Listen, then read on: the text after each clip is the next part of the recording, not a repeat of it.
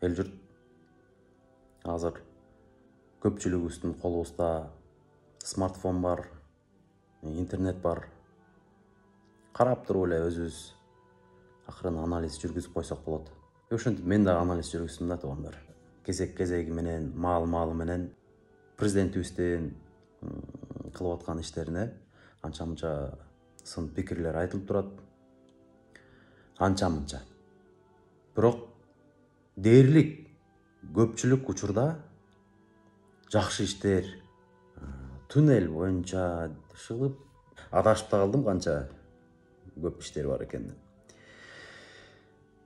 Эми ошолорду кеп кылбай, тескерисинче анча-мынча мүдүрүлүп кеткенде, же бир жаңылып, же сөздөн болобу, же бир нерседен аны деле жаңылып деп айтуу кыйын туугандар.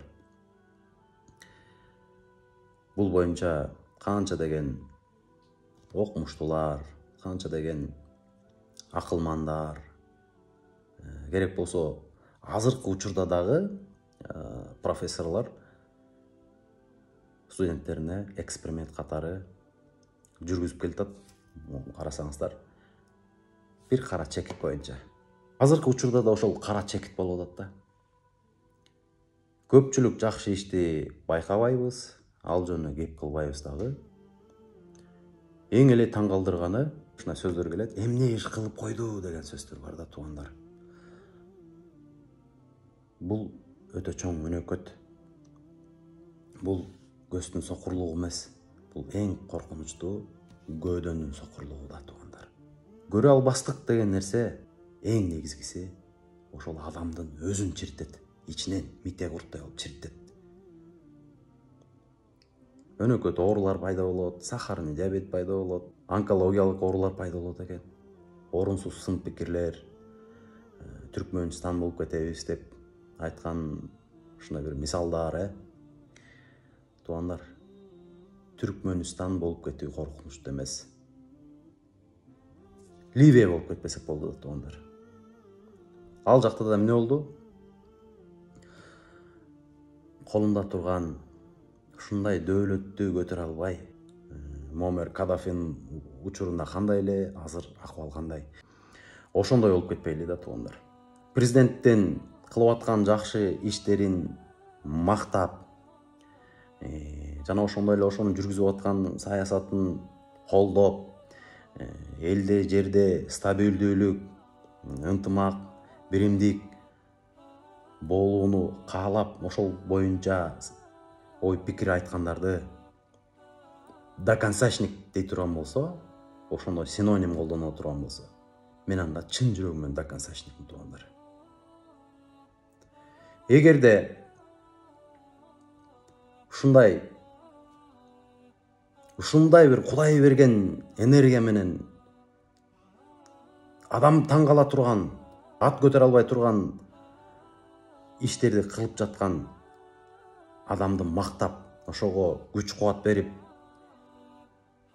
жакшы сөз айтып, кылып аткан иштерин баалап жатканды пактакор деп айтсаңар, анда мен чыныгы пактакормун. Туугандар. Тескерисинче ушундай мындай адам келеби, келбеби билбейм. Жакшылап байкасаңар, күнүмдүк кылып аткан иштерин. Мен оюмча бир 3 саат эле уктап атат окшойт биздин президент. Тигил жакта жүрөт, бул жакта жүрөт. Ден соолукка кам көргөнгө да жетишпей атат. Эң негизгиси туугандар. Канча деген жумуштар бүтүп жатат. Аны баардыгыңыздар билесиздер, көрүп жатасыздар.